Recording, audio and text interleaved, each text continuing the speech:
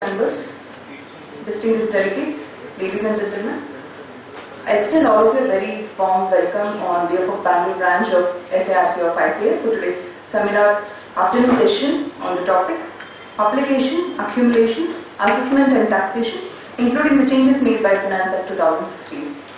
I request all of you to kindly join hands in welcoming respected speaker Dr. C. Suresh N. I request C. Suresh to kindly escort him on the rest. I offer him a floral bouquet and welcome him.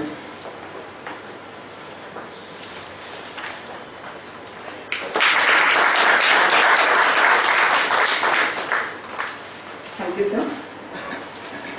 To briefly introduce our speaker, Dr. N. Suresh is a graduate in Commerce from Bangalore University and a fellow member of the Institute of Chartered Accountants of India.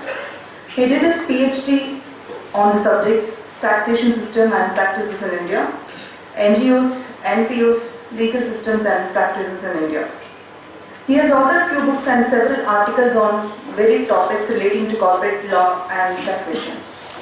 His recent books published by CCH Walters Kluwer Business, A Practical Approach to Taxation and Accounting of Charitable Trust NGOs and NPOs, third revised edition, Interesting Issues on Charitable Trust or Institutions, NGOs and NPOs, third revised edition, Practical Approach to Foreign Contribution Regulation Act 2010, second revised edition, Income Computation and Disclosure Standards. He has presented with several papers and given lectures and seminars at conferences conducted by professional bodies, study circles, various branches of Institute of Chartered Accountants of India, Committee of Cooperative and NPO sectors of the Institute of Chartered Accountants of India. He actively participates in various public forums addressing various issues, and he was a visiting faculty at National Academy of Direct Taxes, Nagpur and DRTI, Bangalore and Chennai. He has been co-opted as a member of Committee for Cooperatives and NPO sectors, ICA. He is also specialized in KP astrology and singer in Carnatic music, and has given several public performances. For this brief introduction, I welcome you to today's seminar. Good afternoon, everyone. Good afternoon. It's my pleasure to be here to discuss on topical interest,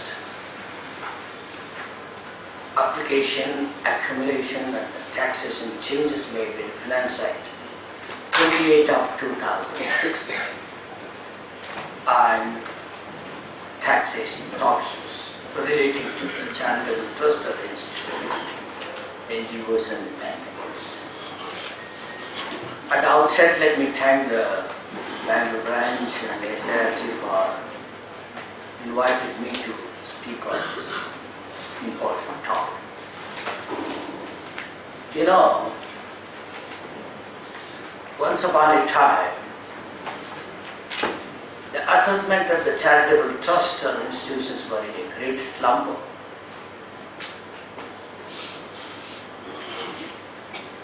The Commissioner of Income Tax were given as additional charges for assessment, for granting approval. The government realized in 2000, because there are two important monitoring agencies in the country in respect of charitable trust institutions. One is the Ministry of the Home Affairs for foreign contribution. Secondly, the Ministry of the Finance, Central Board of Direct Taxes on the income tax aspects. So government has realized way back in 2000 there is a need to have a separate Commissioner of Income Tax, Deputy Directors, Inspectors and all to monitor charitable institutions. Why? You know, the amount deployed for charitable purposes in the country is as high as 3 lakh crores in the country. Of this 3 lakh crores, 50,000 crores comes in the way of foreign contribution. So therefore they have realized there is a need. In 2001, Director of Income Tax exemption commissioner was appointed. Most of the metropolitan cities you have director of income tax exemption, and other areas you have the commissioner of income tax. Below them you have a joint commissioners, you have assistant directors, inspectors and so on. Now having said this, let's understand the concept of these NGOs. What is non-governmental organization? What is a non-profit organization? And what is charity? Before I go to the subject, let's have a brief understanding of this concept. You know, there are three important sectors in the country. The first is the government sector. Second is the private sector.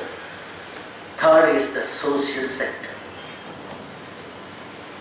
The intention of the private sector is for a profit.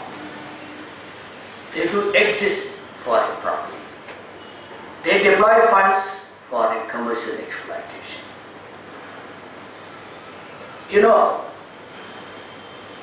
to provide the basic needs like education, like hospital, it is the primary duty of the government to do so. Actually, it is the responsibility of the government to do so.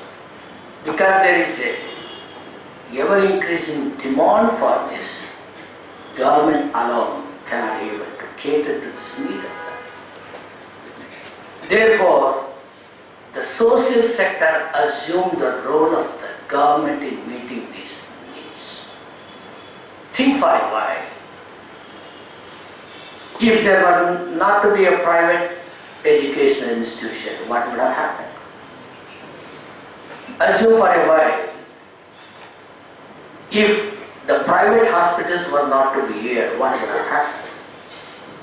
Of course, there are critics who always say that they are making an enormous profit. That's okay, we deal with that.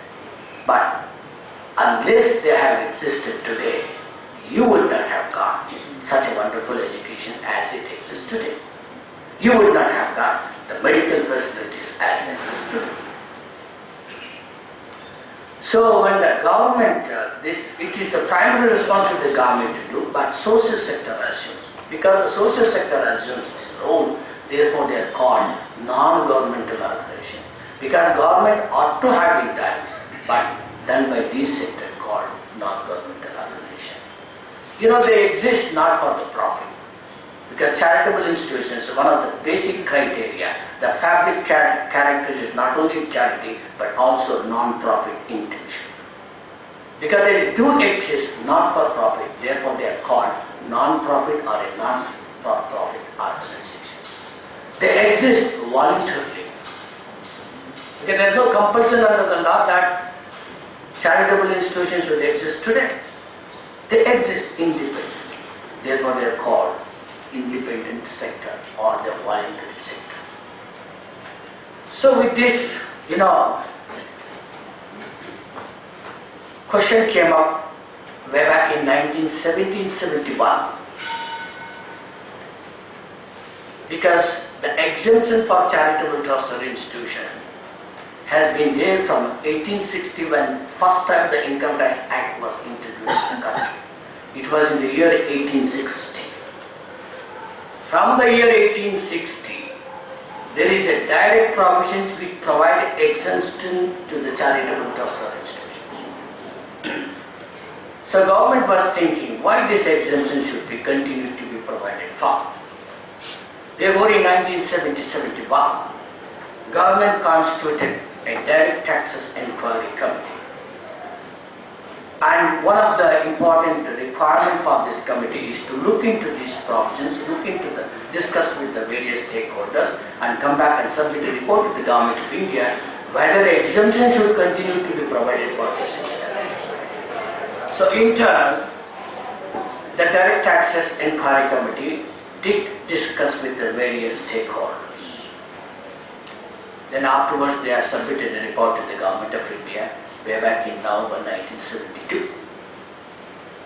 I will just quote the word, one sentence that they have used. They said, The philanthropic institutions in the country, they are playing a predominant role in enriching education, medical and socio-cultural in the country. Therefore, they have recommended to the government of India saying that exemption should be continued to be provided for. So there should be an incentive is required for them to continue to support the people. In fact, when the 1948 when became an independent, one of the thrust of the government of India is to see that to provide the best education in the country, because at the time what was existing was highly inadequate. So why section 1022? Why section 1022A? Then and why 1023C stands in the statute book? Because the government wanted education was in the primary requirement. Therefore, they created an incentive by giving a blanket tax exemptions. So with this started charitable institutions. And if you look back to 1961, what was the charitable institution? How many charitable institutions? Today, it is amazing. There are about 22.5 lakhs of charitable institutions exist in the country. When I say 22.5 lakhs, you feel it's such a substantial numbers, but it comes to only 0.5% of the population. Whereas in any advanced countries, it ranges between 5.5% to 9%. For every 100 people, you will find 9 institutions. Whereas in the country, it is just 0.5%. Therefore, there is a need for the medium and the larger institutions to come and play a predominant role in the sector. Now, having said that, of course, now CSR has added furthermore, and it is expected about 8,500 crores to coming in the form of CSR for charitable activities. So with this, let me come back to my subject called application accumulation. First, let's go with the meaning. What is an application of income? I will give you just a backdrop of the application. You know, section 11(1)(a) of the Income Tax Act provides a provision saying that the income derived from the property held under trust, wholly for charitable religious purposes, to the extent they apply the income in India, for such purposes in India is exempt from tax. So therefore they have used the word apply. Question is, what is the meaning of the term apply? Is it the same meaning as we say spend? Is it the same meaning as we say expenditure? Question. There is a Kerala High Court judgment in Saint George Prana case. They said that the expression apply and spent are not synonymous. Because spent is something that you have actually tendered. But for the word apply, it is much more than that. So the word applied has been used in the broadest sense and in its widest amplitude. It not necessarily means that you have spent it. Even sometime when you irrevocably earmark the funds, also assumes the character of application. This is quite evident when you read section 11 within brackets 2 of the Income Tax Act, which says that when you accumulate the income, that accumulation is deemed as applied for. So then application versus spent when you talk about it, because even the Andhra Pradesh High Court in H.C.Z. Nizam's case of 131 ITR has affirmed that applied and spent both are not same, because the term applied has been used in the broadest sense, therefore wider meaning has to be given here. Then what are the important points for the term applied? The expression applied, point 1, has been used in the broadest sense. Secondly, the expression applied does not make any distinction between the capital expenditure and the revenue expenditure. What it requires is that you have to apply the income for the purposes of wholly for charitable or religious purposes. Whether it is a capital expenditure or the revenue expenditure does not make any difference. So every expenditure incurred for charitable purposes will fall within the meaning of application. And the third point is the application. There is a deeming fiction. The moment you irrevocably earmark the funds for the future spending, consciously, that is also amounting to application. But mere passing the book entries in the books of account without segregating or setting apart the money does not amount to an application. This has to be boarded. Because normally we always come across the controversial issue with regard to that. In the balance sheet that you would show, a lot of liabilities, then income tax officer says you have not paid, therefore he will not consider to that extent as application. Now, one of the other requirement of section 11(1)(a) is that income derived from the property held under trust, to the extent of such income wholly applied wholly for charitable religious purposes, for such purposes in India. Then use the word such purposes in India. Now the question is, can you spend the money only in India? Is it that requirement that you have to spend the money only in India? Suppose you spend the money outside India, still are you entitled to claim an exemption? See here that expression such purposes in India, you have to segregate for the interpretation purposes, you have to segregate into two parts. If you refer to my book, I have dealt with a separate chapter in this matter. And I have examined what is the meaning of such purposes, why the word such purposes has been used, and what is the meaning of in India, and how to read together for this purpose. Because there is a bone of contention by the department. The moment you spend money outside India, they say it is not to be treated as an application and they will bring you to tax. Is it justified? See, for charitable, if you take the scheme of providing an exemption to the charitable trust or institution, you have to read the entire scheme, section 215, section 11, section 12, section 13. Likewise, section 1023C. But 1023, the language used is entirely different than they are using in section 11.8. So what it conveys the scheme?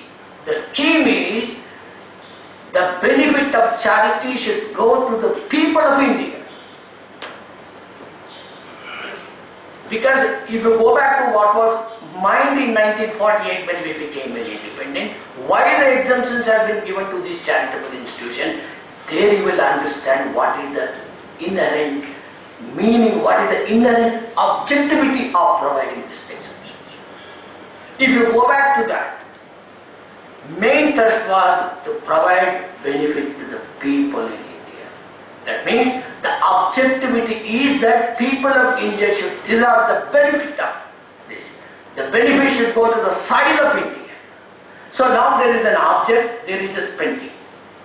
Take example of two illustrations I give you. Take example of A trust. They have spent the money in India, but some of the object is used for the people outside India. But you have spent the money in India. The second illustration is you have a B trust. You have spent the money some extent outside India, but for the benefit of the people in India. Now when you are interpreting for such purposes in India, whether B satisfies or A satisfies. So most of them say because people are getting the benefit of India, they say yes, B satisfies, but not in the mind of the tax department. The tax department says you have spent the money outside India, therefore you are not entitled to claim an exemption. So there are two schools of thought has emerged in this regard. The first school of thought says the expression such purposes in India means you must literally spend the money in India. Even if you spend the money outside India, it will not be treated as an application. Therefore, your entitlement for exemption will not arise. So this is supported by, firstly by the Andhra Pradesh High Court in HCZ Nizam's trust case of 117 ITR. Second came in recently the Delhi High Court in the NASSCOM's case. In that case, 3.48 crores was spent in Norway.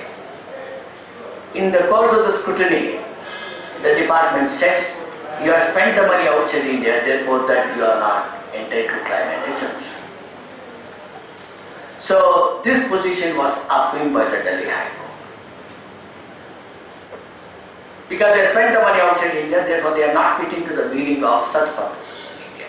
Whereas there is a judgment of Director of Income Tax Exemption versus Institute of Chartered Accountants of India. Because as we know, most of the council members, most of the time the president, the vice president, for the purposes of the education law, when they go outside the country, they spend the money. Question came up whether it should be treated as an application. Again the Delhi High Court said, there is no bar for this, because your object is for the education. Because it was falling under 1023, the language used in section 1023 is quite different from section 11, therefore they were not. Recently there is a case came up in Chennai Tribunal. The Chennai Tribunal, in the course of the scrutiny, the party has presented that the trust has an agreement with some of the Ministry of the Government of India, and they wanted to spend some of the money outside India. Government also insisted that this money should be spent in that particular country. As a result, they have to oblige to spend the money outside.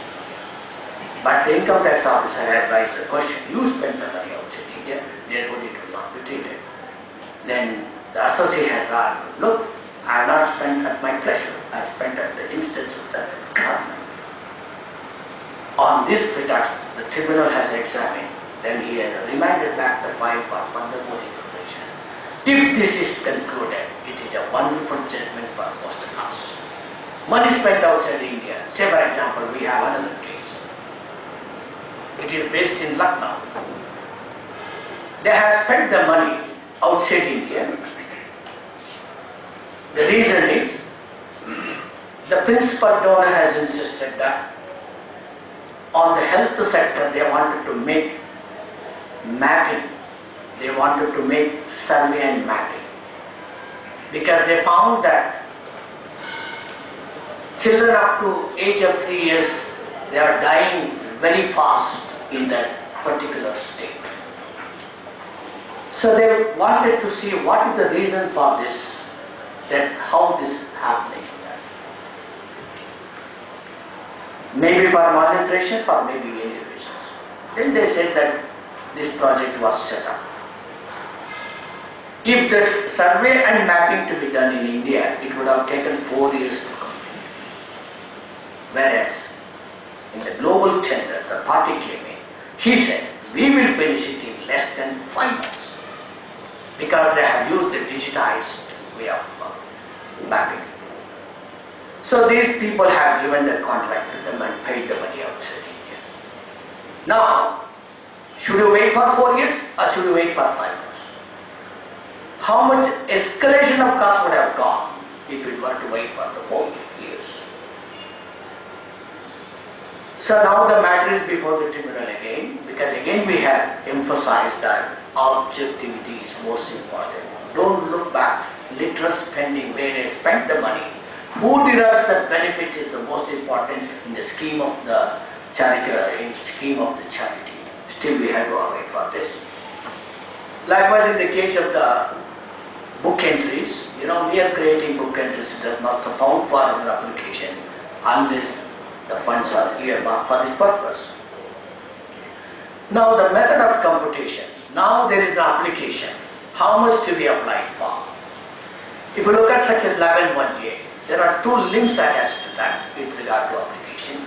Firstly, that you have to spend minimum 85%, that is the benchmark. and 15% under the law, you are permitted to accumulate or set apart the income. So benchmark of 85% is minimum that you have to spend, apply for. Now, this 85 or 15%, how do we compute? Should we compute on the net income or should we compute on the gross income? Suppose you have a 10 lakhs as the gross income. Should you compute 85% on 10 lakhs, or when the net profit is only when you draw your income and expenditure, where you will find there is only 50,000 rupees. Should you compute 85 or 15% on 50,000? The moment I say this, you people think that I am talking something silly.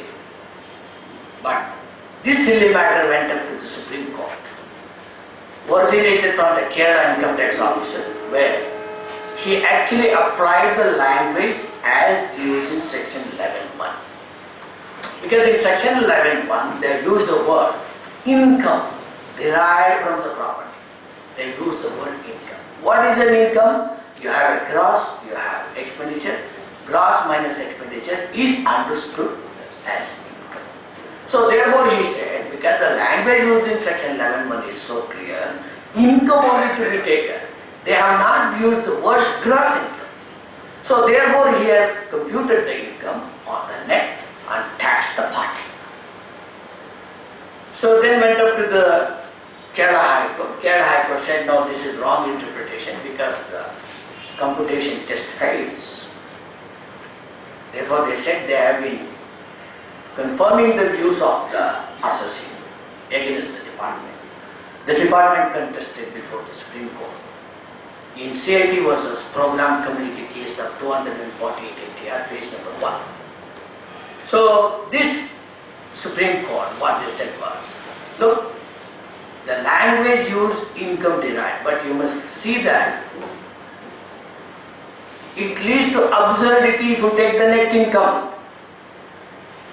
Then secondly, the computation test fails. Therefore you must read the income means gross income. Therefore your computation should go with the gross income, not on the net income. This is what the Supreme Court gave the judgment. This was given way back in 2001. In 2012 and 13, new problems surfaced with regard to gross or net income. There is a spate of litigation.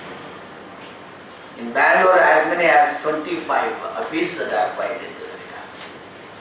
Question was, suppose you are an educational institution or yours is a medical hospital.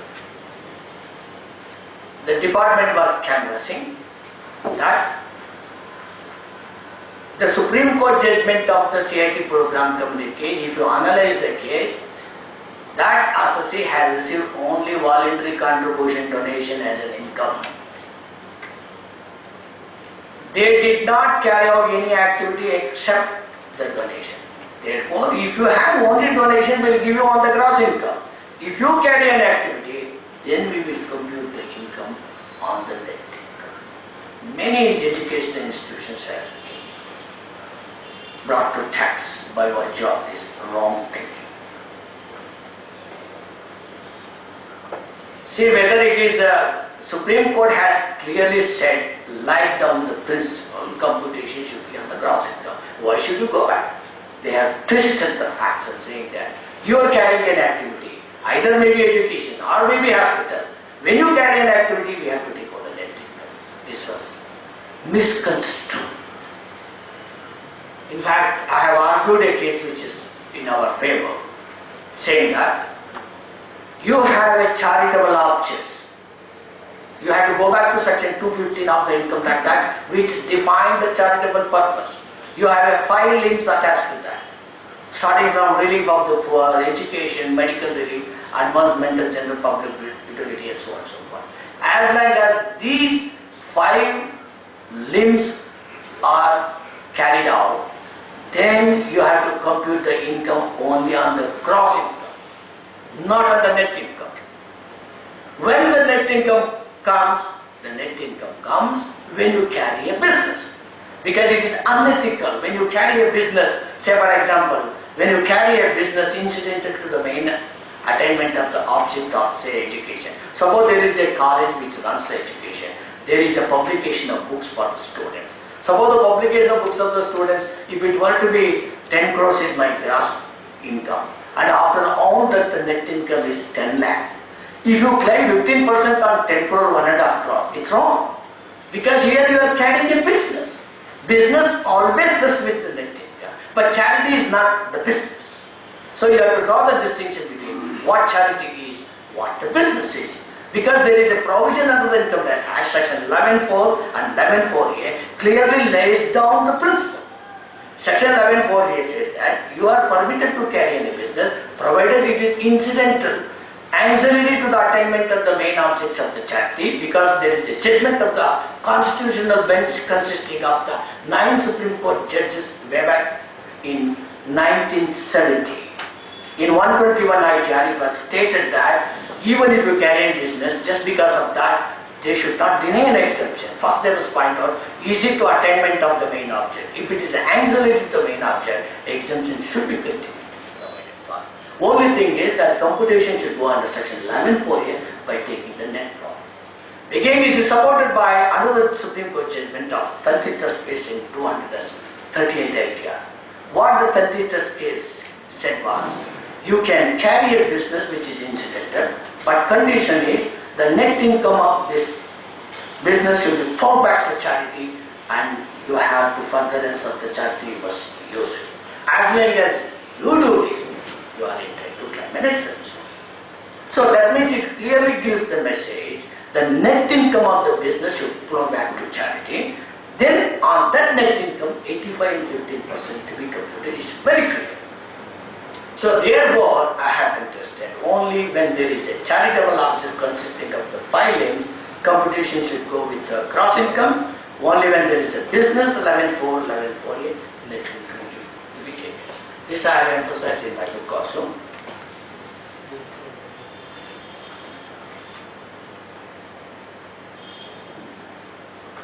So now instance held as an application. What are the instances that you have? First question is establishment expenses. Earlier time the department, yes. Or should we be asking that? Questions? Yeah. So now or the later? Later.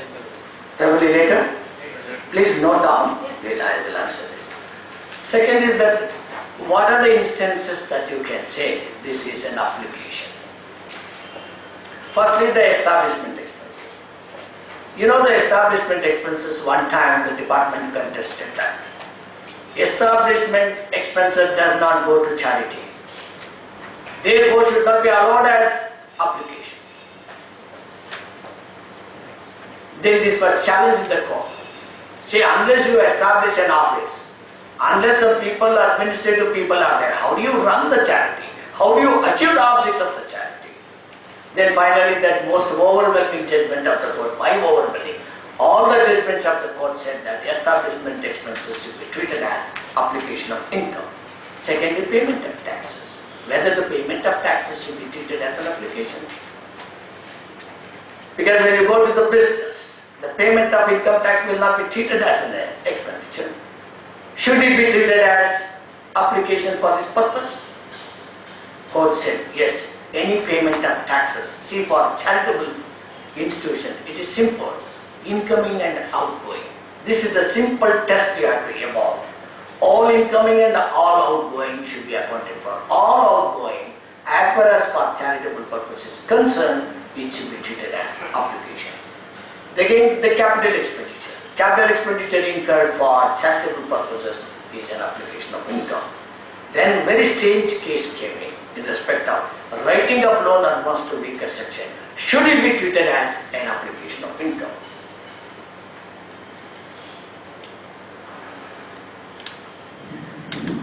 So this came up before the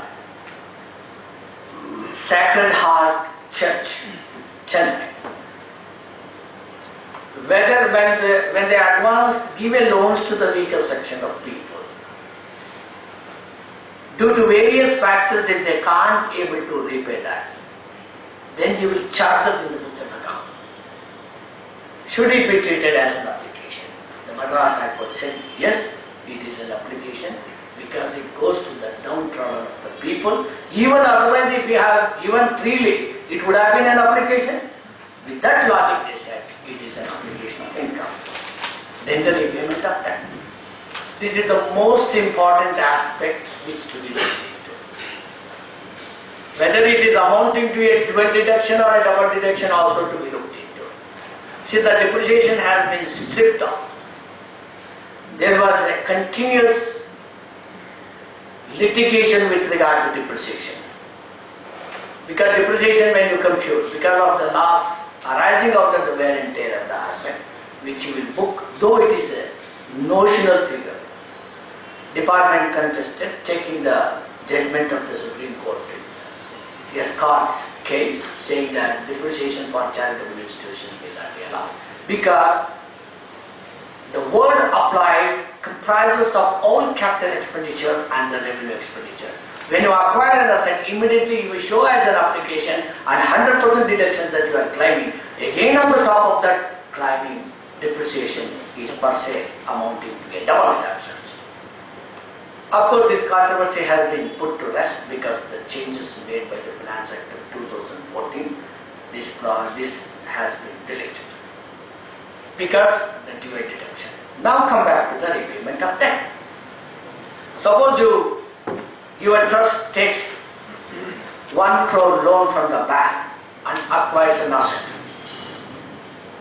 The moment you acquire an asset, you will be claiming this as an application. They cannot deny you because you have acquired the asset for charitable purpose. Then repayment starts, you repay with the interest. That repayment is an outgoing from the trust, that is also amounting to an application. Suppose 1 crore, assuming you have got from the bank on 1st of April, by 31st of March you have repaid the entire 1 crore plus say 15 lakhs of interest. Against 1 crore of the loan that you have borrowed, on purchase of asset 1 crore you are writing it off, and again repayment of debt 1 crore will be written off, again 15,000 rupees interest on also that you are claiming. That means against 1 crore you are claiming 2 crore 15 lakhs. Can it be done? Is it not amount to a dual deduction? Department has contested vehemently in this regard. They said it is a double deductions because they can't some things follow this. For 1 crore you are claiming 2.15 crores. How can you claim this? But they are very helpless because there is a circular issued by the CBDT provides for this benefit. And there is a judgment of the Karnataka High Court in Janmabhoomi Trust case where they have said that repayment of debt is an application. Then the department has come back with an argument saying that if you treat the repayment of debt as an application, when they take the loan, that should be treated as an income to neutralize this. Then the court said, you cannot imagine, conceive an idea to treat loan as an income. It is absurdity. You can't say this. There is a circular issued by the CBDT, treats that repayment of debt as an application should be allowed. So therefore, even till today, the repayment of debt, you can, most of the time, most of the trust cases, they do not claim this. I have seen 90% they are not claiming, but please claim this, it is allowed. Again, there is a loan scholarship given to the students. There is a circular by 100 of the circular number 100 by the CBDT, which is that loan scholarship given to the students is an application subject to condition. When they repay the loan, should be treated as an income. Then the expenses incurred for defending the functionaries and members, can it be treated as an application? Very strange case. Some criminal proceedings is happening against the Board of Trustees, some of the trustees. To defend them, they hire an advocate, charges paid by the trust. Whether the charges paid by the trust should be treated as an application. This is a very strange case. It has recently surfaced in 76 taxmen by the Calcutta tribunal bench, which says that the amount spent on defending the functionaries, defending the trustees, should be treated as an obligation. Because that will not offend the section 13(1)(a) to section 13(1)(d), 13(2)(a) to 13(2)(h) of the Income Tax Act, therefore should be treated as an obligation.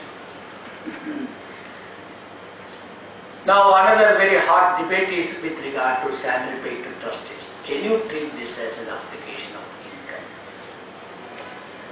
Whether trustees are entitled to draw the salary. If the trustees start drawing the salary, what is left with the institution? It's a question. Similarly, when the trustees they so sincerely contribute to the institution, working from morning 9 o'clock to 6 o'clock, should we not pay some salary to them? This is the question. If you provide a clause in the deed of trust saying that trustees are entitled to for salary, I will assure you, you will not get 12 or 80G. Then how do you resolve this issue?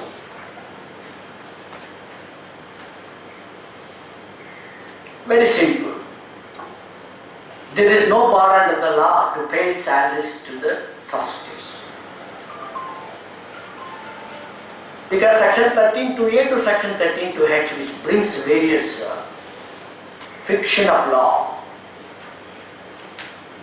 Section 13(2)(c) provides that salary paid to the trustee should be reasonable. It doesn't say don't pay, it says it should be reasonable. What is reasonable we don't know, but should be reasonable. But how do you pay the salaries? Because there is no, in the trust deed you are not mentioned, you are not recited the law. How do you pay? For this,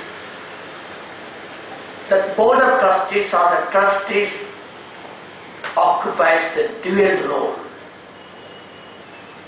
One, he is acting as a trustee. Secondly, he is acting in individual. Just like a partnership form. You are paying salary, though he is representing the HO, but you are paying salary to the individual partner. So therefore here, if you want, if you so wishes to pay salaries to the, or remuneration to the trustees, here you have to pay him not as a trustee, you have to pay him as an individual. For this, you must have a separate agreement supporting agreement for this, either as a consultant or maybe an employee. There is no bar that he can, there is no bar for him to occupy the dual position. Either he can act as a trustee and now he can act as an individual capacity.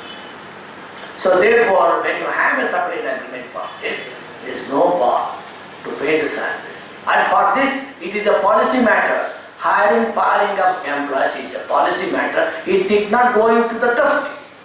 There need not be a recital to the trustee for payment of salaries to the trustees.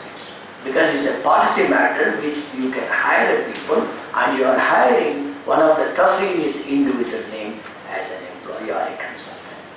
By this you can, there are quite a number of decisions of the, at least I have listed about 12 decisions in my book.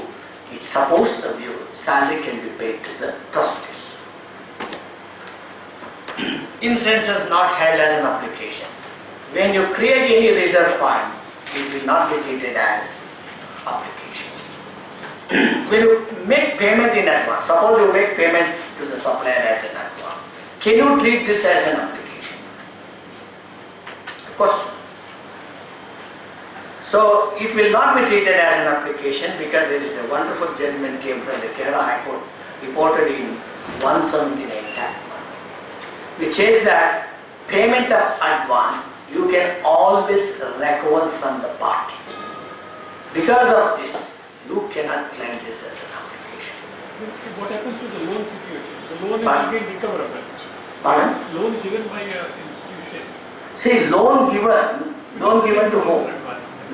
Another, say, to See, loan given, again you have a right to claim back, no? See, there you are misconstruing that the repayment of debt. Secondly, scholarship given to the student. But here it is different. Suppose the supplier you pay, say 10 lakhs as an advance. Supply. So then you can always recover from him. If you charge this again on the recovery, you have to show. But court says that this cannot be treated as obligation. Again, when you make a deposit, it cannot be treated, the deposit made as an obligation, except in case of the capital gain where section 11, 1 year applies. Then disallowance of section 48. Nowadays, most of the time they say all the payments which are appearing in the income and expenditure account, you have to state statement saying that all the taxes you have to give a gross net TDS, and TDS you have to reconcile with the various the ETDS filed and all that. Assuming that you have not deducted the taxes not paid to the government also. On the pretext of this, whether exemption can be forfeited or can it be not treated as an application? Because the court said that you cannot deny as an application because section 40 within brackets A applies only from section 28 to 44, whereas in section 11 this will not work. As a result of that, even there is a 48, then no exemption can be denied in this case. So with this application I said, so under the law that you have to spend for every 100 rupees, 85 rupees, 15 rupees you are permitted to accumulate. Suppose you do not spend 85%, then what happens? You are left with two choices. One is, you can accumulate the income in accordance with the provisions of the Act. The governing provisions is section 11 within brackets 2, Red Book Rules 17 to the Income Tax Rules 1962. Or you have to pay the taxes. So depending upon the cases, you have to exercise.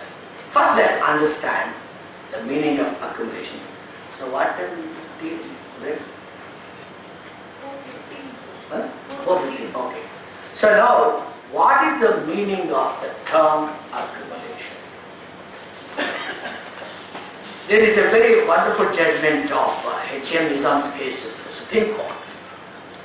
It says that the expression accumulation means it is a conscious act of the Board of Trustees to accumulate, set apart for future. In other words, you are accumulating the income for future spending. That is called an accumulation. You are accumulating the income for the future spending. That is called an accumulation.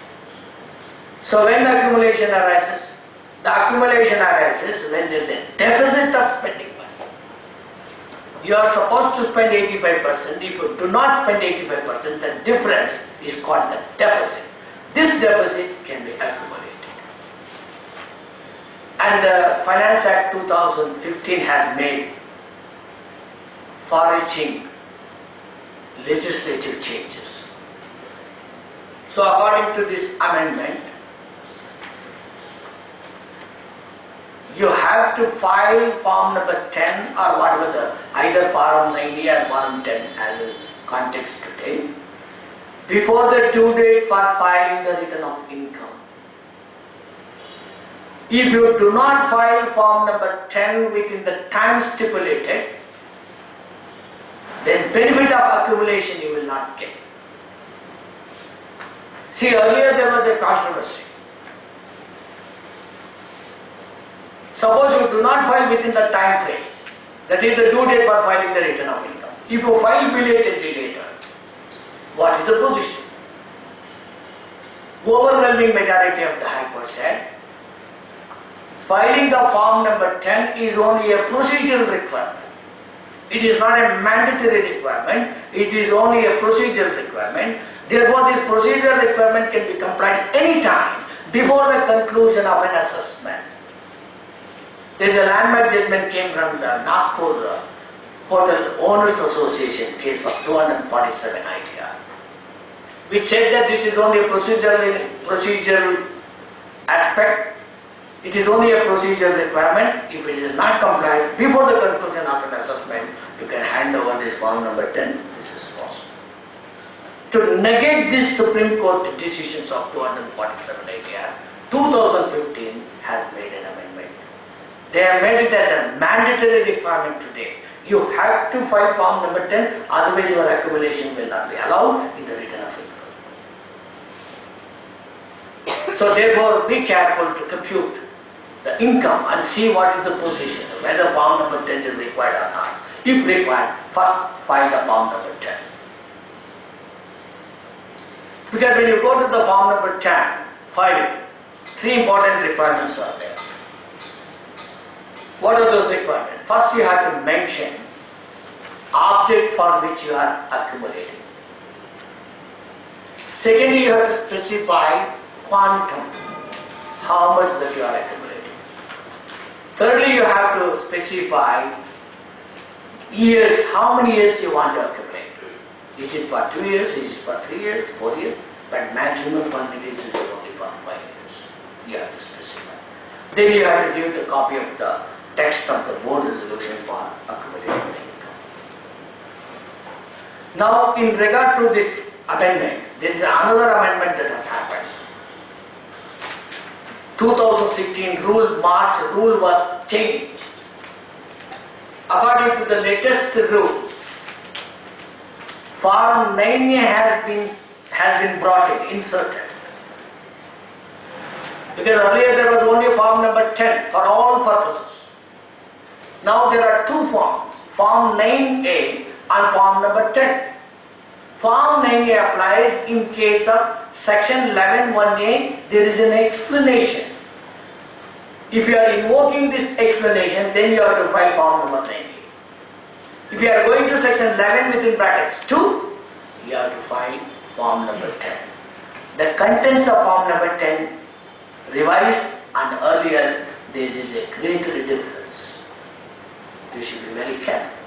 And digitally also you can file Form number 10 and 9A. Question is, as I said earlier, you have to specify the objects.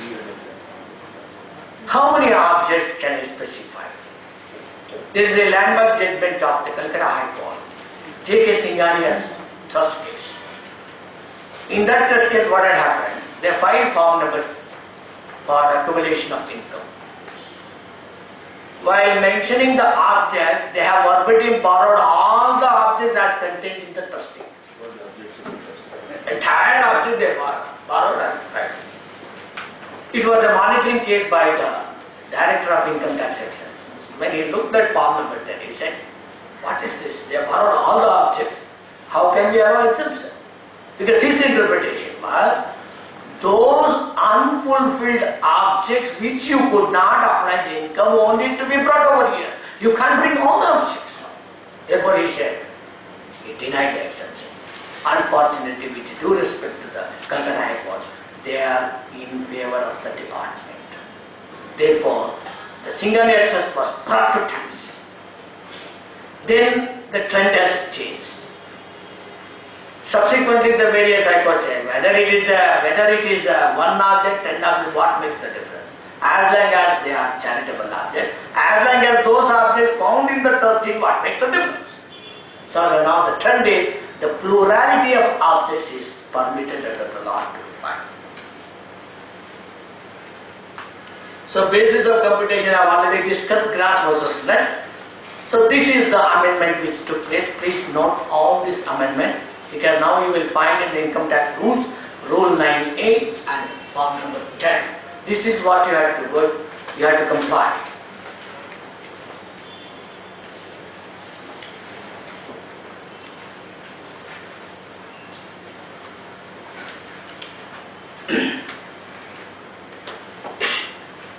I think most of them this I have already discussed in this matter.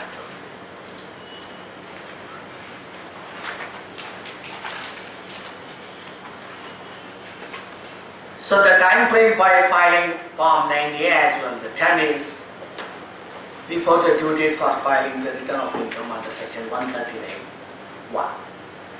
So depending upon the cases, whether with audit or without the audit. Without the audit, 31st July. With the audit, 30th September, you have to file. Then power to control the delay in filing form number 10. There are other interesting issues which has come to us which I'll tell you. Suppose you file form number 10. Then later on you find it, you did a mistake in filing form number 10 in some respect. Can you revise form number 10? Then you file one revised form number 10. Again after 6 months one auditor finds, no, that's a mistake, you should not have done. You file another form 10. Can you file revised form number 10? Because as far as form number 10 is concerned, there is no provision which prohibits to file revised form. So therefore, if you file one form, if you find there is a mistake, you can revise the form and you can file. There is a judgment of the Bombay High Court. I have reproduced the book. They have permitted to file the revised form. But there is also power to control the delay. There is circular has been issued by the CBDT. In case there is if the form 10 has not been filed, it can be filed subsequently and condonation can be sought. But under the revised, after the amendment of 2015, I am very doubtful whether power to condone the delay rests with the Commission of Income Tax. Because now they have made it as a mandatory requirement. Earlier it was treated as procedural requirement, now it is a mandatory requirement.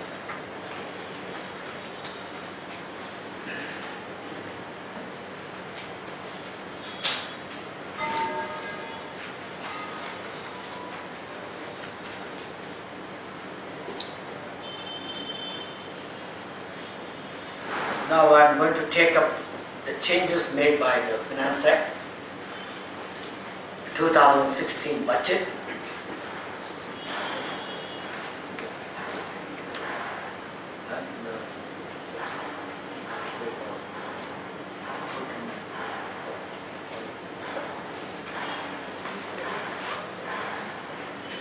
Or if you have any questions in the first of this, I can address it. Then I will take up this upgraded. Now even now also forms and revision is possible after the surrender. Pardon? Forms and revision. See, because there is no restriction, because there is no, under the provision they have not made any writing condition for that. So therefore, to my view, you can find revised form number 10. Hello sir, you said there is no disallowance under 48. Can the trustee treat it as a sick default or not? That I will come because the far-reaching impact of changes happened in the 2016 budget. The Finance Act 28 of 2016 has brought the liability, not only the trust or institution, even every trustee is liable. Every trustee is liable. Probably you must have heard in the morning. The trustees are the public servant as per the Lokpal and Lokayukta Act. So, the moment you tell your trustees that you are a public servant, you have to disclose your assets and liabilities, at least 90% would resign. They said they are doing an honorable job. The moment you ask them, give me your assets and liabilities, they will just strip off and go. The two, if you have 10 lakhs and above, what an amount they have fixed. Suppose all 22.5 lakhs institutions, if they file this assets and liability, who is the person to monitor and look at it? And hardly no one has raised any grievance in it. That's the saddest part. They will not be aware of it. So because Lokpal and Lokayukta Act has brought these changes way back in December 2013. It came into a gazetted notification 1st of January 2014. Because now people are talking because in FCRA they have brought it. Because of the various problems the government, Ministry of Home Affairs that they are finding. They have brought, okay, let us bring everybody into this. Therefore they have brought this public servant into the arena of this FCRA. They said you give your assets and liabilities. But most of the board of trustees, they are not aware. If they are aware, probably they would have resigned long back. It is no wonder that you will see that. Probably in the job opportunity you will find many advertisements in this regard in the future. We want trustees. So there is a greater job opportunity. This is one way we are contributing for that. Because we have to provide an employment opportunity. Here is a scope for it. The school having a registration under 12A Can you mic put here? gives an advance. I have one more question. Can I finish it? I have one more question. Yeah, please go ahead. The trust applies 75% of the income. 85%. 75%. If it applies only 75%, what should be taxable? 10% or 10%. See, now you have to go to the simple mathematical calculation. Suppose you have 100 rupees, you have spent 75 rupees. You ought to have spent 85 rupees. There is a deficit of 10 rupees that you have to calculate. Thanks. A school having a 12A registration gives an advance to another school having similar objects but common trustees that does not have a 12A registration. Will it amount to a section 13 violation?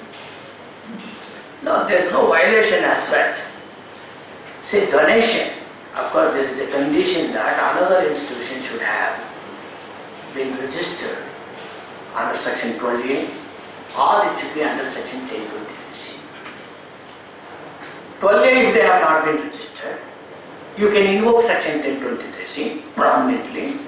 1023C 4, small 4.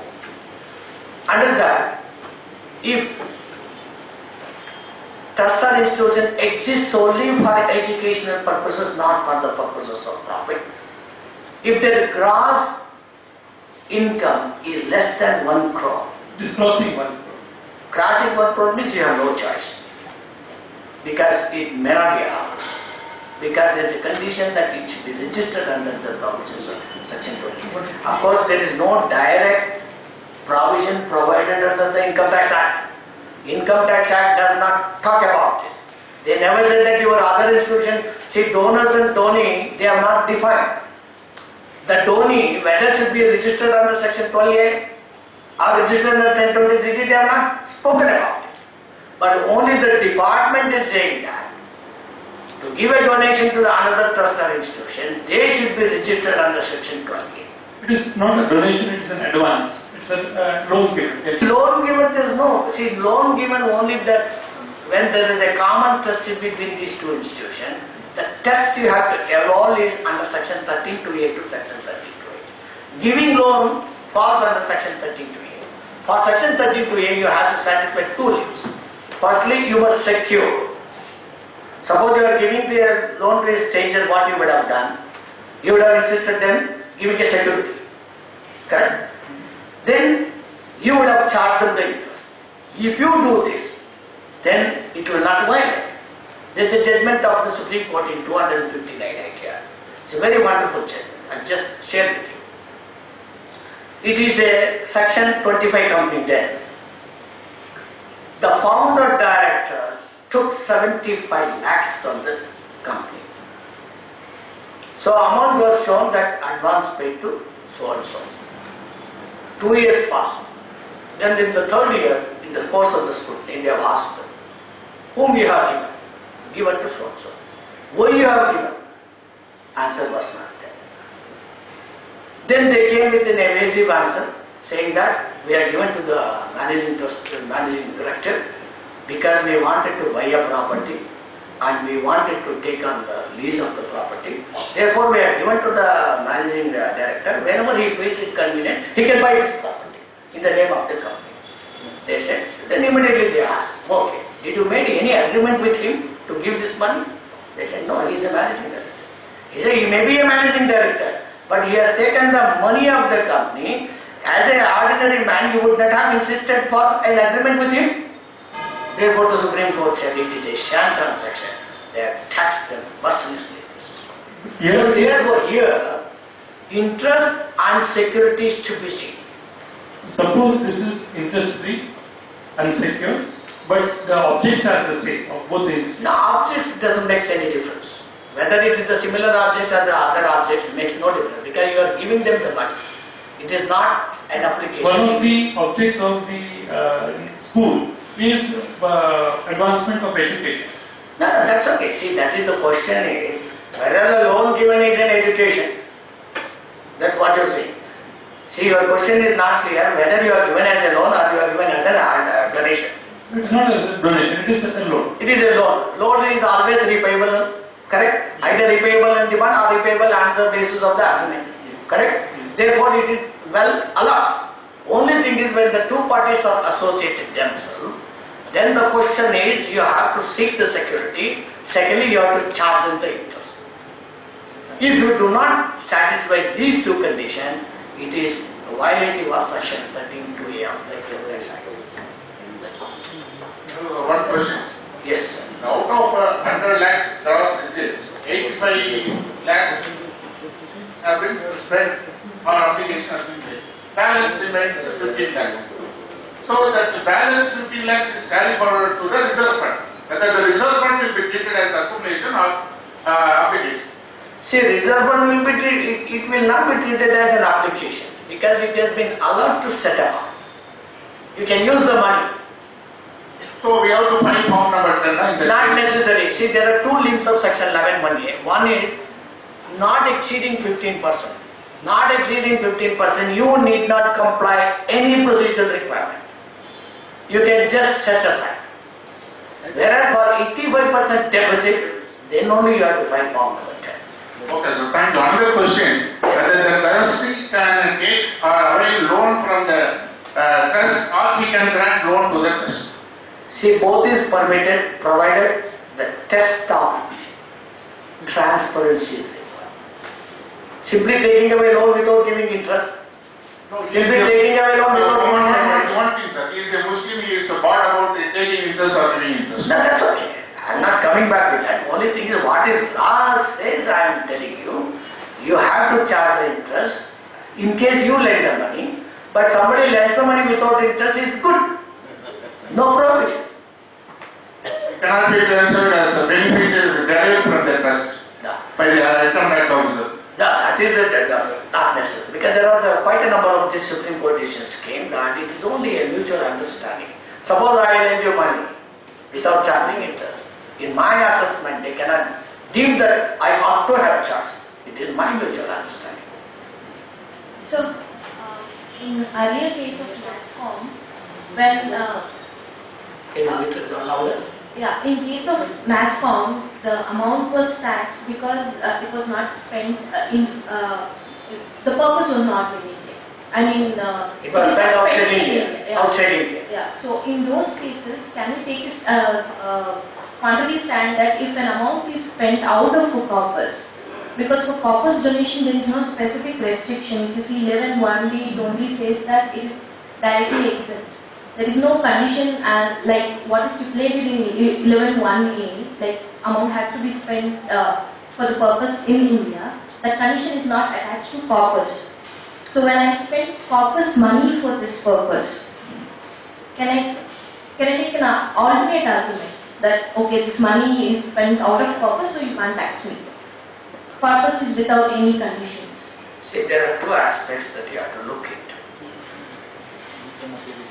Whether the corpus donation received, which is also called as a voluntary contribution with a specific fraction, should you consider this as an income? Suppose you receive a voluntary contribution, simple donation. You receive a corpus donation. Whether both of them falls within the meaning of income, you have to go back to section 224, subclass 2A. Prior to 1989, corpus donations were never treated as an income. It was excluded. The Amendment Act of 1987, which came into force from 1st April 1989, they have removed those language, they have brought in voluntary contributions.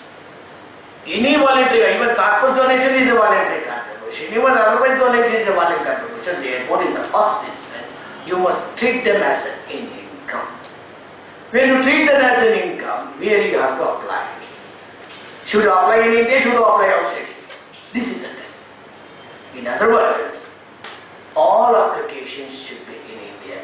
Just because it is a corpus donation, you can hijack to overseas. If that was the intention, the same wording could have been used in 11.1d as well. The intention. No, 11.1d is an enabling clause to provide an exemption deductions for a corpus donation. Because 11.1d says, if the donation is given towards the corpus, then you can claim an exemption. Because one of the important characteristics of the corpus donation, that there should be a mandate of the donor. Because donor should say that you hold this money for this purpose, or you hold this money towards the corpus. He has to give a mandate. One. Secondly, it assumes the character of the capital receipt. Therefore, those things are there. But how to be applied for? So your question is whether corpus donation can be applied in India or can be applied outside India. If they applied outside India, because in any way that is exempted under section 11.1d. Without any condition. Without any condition. But my view is that application in India is a must. In fact, I went in with a broader analysis of this. My interpretation is different. Literal spending of money should not be considered for this purpose.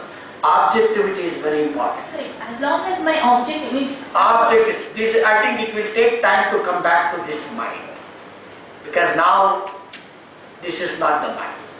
Department is agitating. You have to spend money in India. Whether the object goes to outside India, they are not bothered. Did you spend money in India? Yes. But can't I take it as an alternative argument? Suppose in the maximum case only, there this purpose was in India.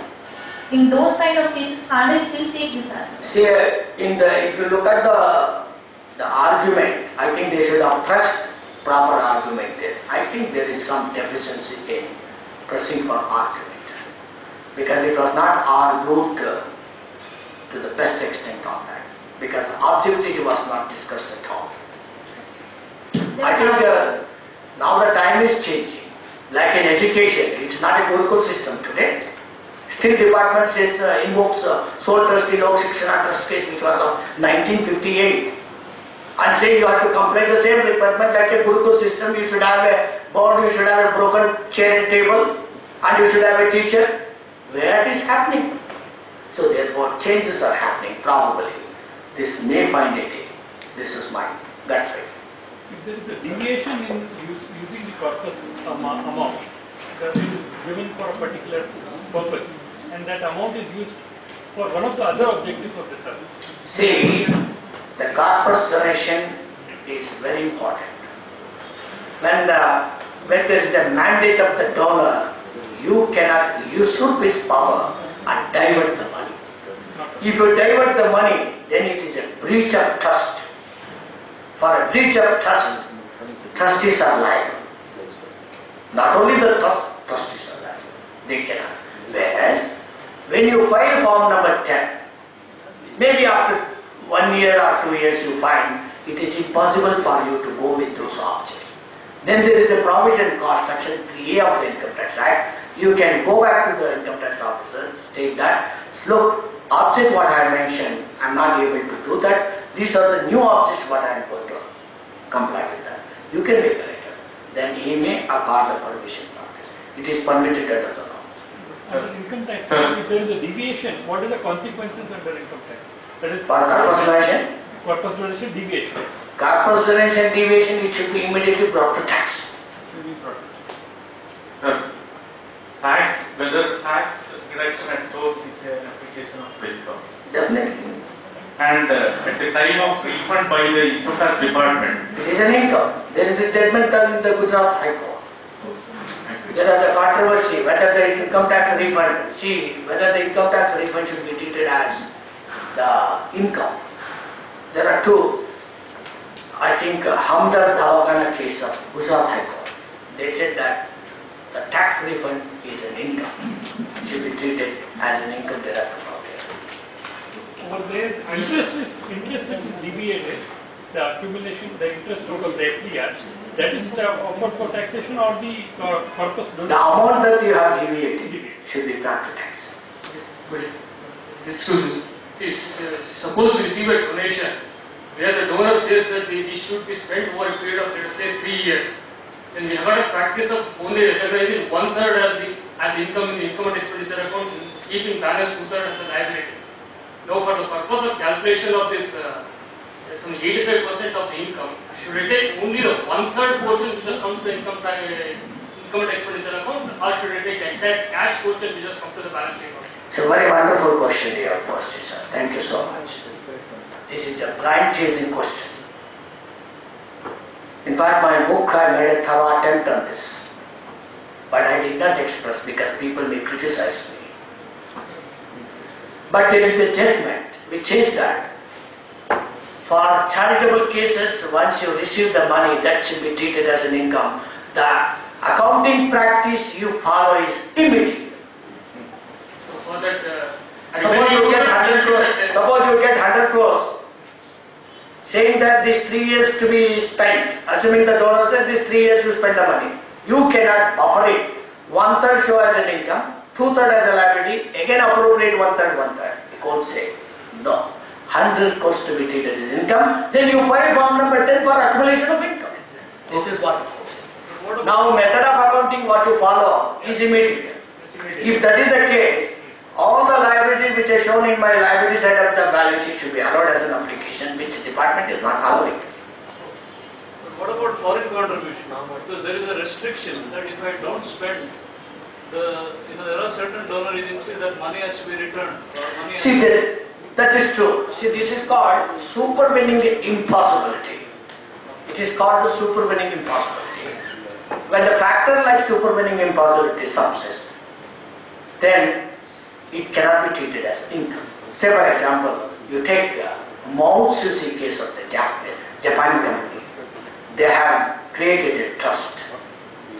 They received the donation, voluntary contributions from Tokyo, but they did not have the FCRA permission. Then immediately they said they are violating FCRA. Then they have been alerted, don't use this money. Then they hold it for some time, then they have sent back the money. So the time that has happened, it was treated as a supervening impossibility. Delhi High Court said it cannot be neither be treated as income nor an application. So I think it's a time to go for tea. Last one question, sir. Pardon? Yeah. Suppose out of 85% applied to this one, we have not applied total 85% and still 65% is standing. Can we treat it as applied or accumulate? You can always accumulate, but not more than 5 years. Not Till 5 years you have a life to spend the money, you can. we can. There is no problem. Thanks. Okay? So let's break for. Oh, yes, You please. said if we receive 100 crores. Can you use the mic, Sarita?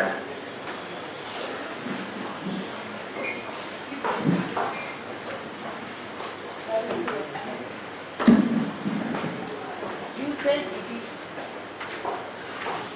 if we receive 100 crores this year, so that should be treated as income.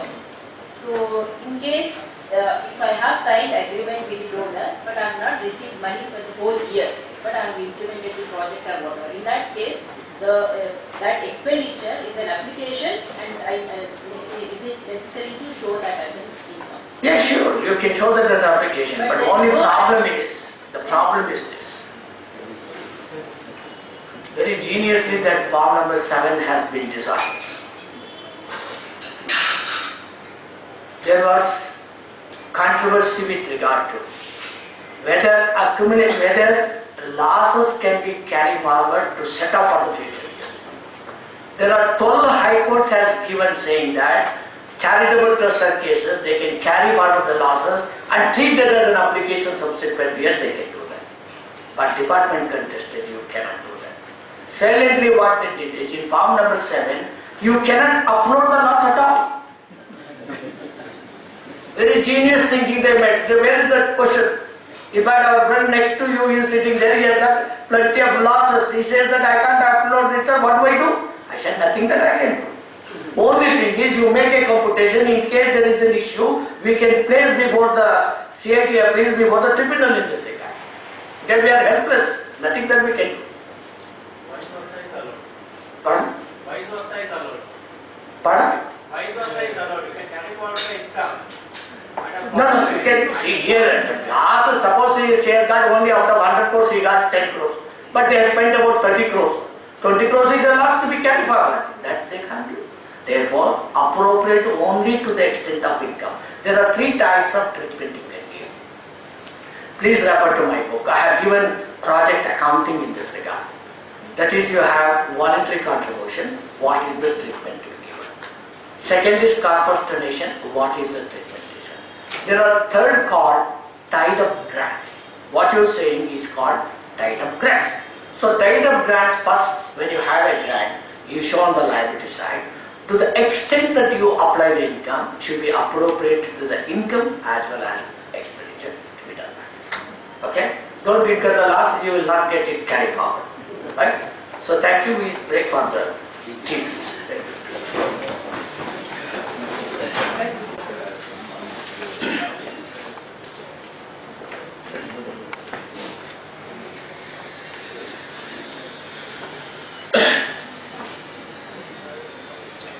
So let me welcome back to the subject. Accreted income tax. The Finance Act 28 of 2016 has made a sweeping changes. What the tax planner has envisaged, tax inventor has demolished.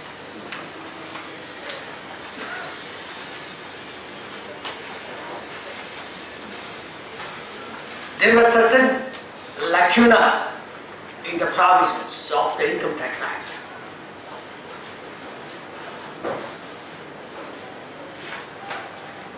Say when 12-year registration has been cancelled, or when you convert charitable institution into a non-charitable one, or when you merge the charitable institution into a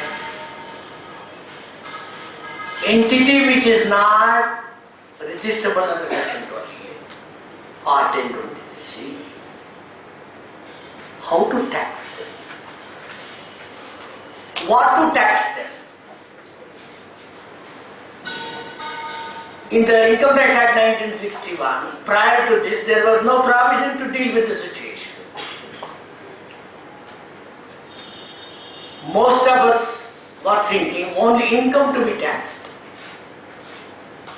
What happens to the assets that you have created out of the income exempted under the provisions of the Act? Should it not be brought to tax?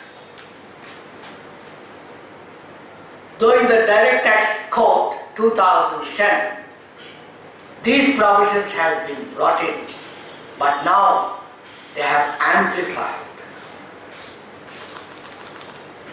The Finance Act 28 of 2016 has brought, inserted a new chapter, Chapter 12-EB, titled Special Provisions Relating to the Accreted Tax on Trust or Institutions. It is called accreted tax. What is an accreted tax? The accreted tax is a tax on accreted income. So what is an accreted income? The accreted income is an income arrived on the valuation of assets which exceeds the liabilities on a specified date based on the valuation rules. Let me repeat again. The accreted income is an income arrived based on fair valuation of assets which exceeds the liabilities on a specified date based on the valuation rules as may be prescribed by the government. Till now they have not prescribed, it is no doubt they will prescribe based on, mostly we have earlier the wealth tax rules that you have a long list of the valuation, probably similar makeup. Even when the income, even when the charitable trust institution does not have an income, but they are liable to pay accreted tax on the accreted income. Because most of the institutions which are created about 100 years ago, or 30 years ago, 40 years ago, when they created an asset, today what is the fair market value? It has created a land or building, what's the value today? Though there is no income, but you are liable for accreted tax. This is a far-reaching provisions that they have made. So what is the bird's eye view? Let me give you the bird's eye view, then I will go to the specific issue. The bird's eye view is there is an accreted income. For this accreted income, there is an accreted tax. An accreted tax will be taxed at maximum marginal rate. Just because maximum marginal rate, don't be satisfied with it. There are two types of tax can apply. One is the normal rate of tax, other is maximum marginal rate of tax. So normal tax applies to the income, accreted tax applies to the accreted income. So now fiction has been created. An accreted tax, accreted income, accreted tax is on the accreted income is an additional tax. They say it is an additional tax. It is not just the tax, it is an additional tax. So you have a normal tax, you have accreted tax. So when the accretion income is taxed, the accretion income is taxed. When conversion into a form which is not eligible for grant of registration under section 28. Suppose yours is a trust. You convert into another form. In the other form where it is not registrable under section 28 of the Income Tax Act. What does it mean? See, for granting registration under section 28, you must have to satisfy the test of charity as defined in section 215 of charitable purpose. You must satisfy the limb of this charitable purpose. If you do not satisfy this charitable purpose, then you are not entitled for a registration. Therefore, when you convert into a form which is not a charitable one as satisfied the test of section 215, then accreted tax will arise. Secondly, when you are merged with any entity other than an entity, which is a trust or institution having objects similar to it and registered under section 12. Second is you are merging. First is conversion. Second is you are merging one trust into another one or vice versa. When you are merging into an entity, other than an entity which is a trust or institutions having objects similar. That means if you do not have a similar objects and not registered under section 12AA, then accreted tax will apply. You have to compute the accreted income, follows accreted tax. The third circumstance is on the dissolution of trust. On the dissolution of trust, if you do not distribute the assets to another charitable trust or institution which is registered under section 12AA of the Income Tax Act or under section 1023C, prominently class 5, 6, 6A applies.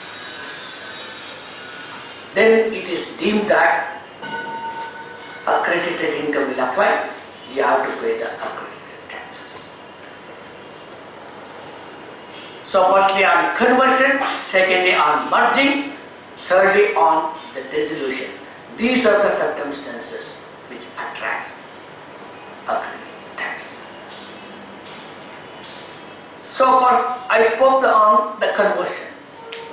When it is said to be a converted, under what circumstances can I say it has been converted is explained in section 115 TD within brackets 3.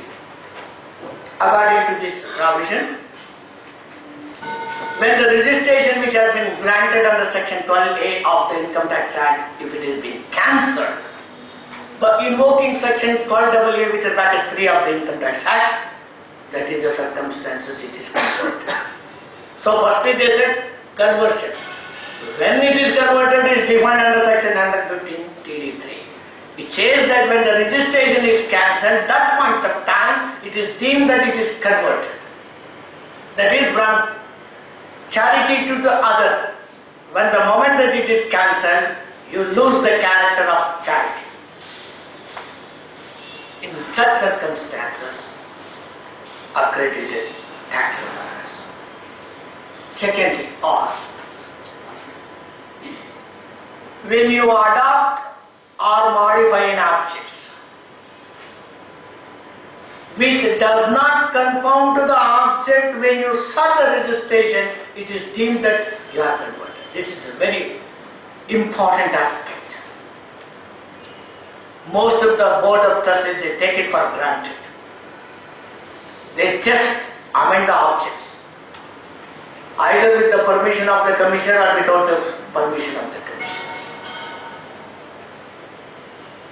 Normally, in the deed of trust, there will be a recital saying that any changes made in the classes of the trustee, prior permission will be sought from the Commissioner of Income Tax for making changes. Prior approval. Suppose you wanted to change an object, which is a genuine object. Then the procedure is, you have to make an application to the Commissioner of Income Tax saying that these are the changes which we are going to make. The moment you say that you are going to change, definitely you will get a letter, you are not permitted. They will not happen. Then what is the option left with you?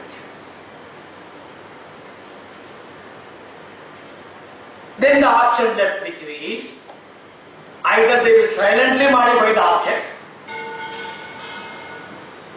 or they invoke Specific Relief Act of 1963.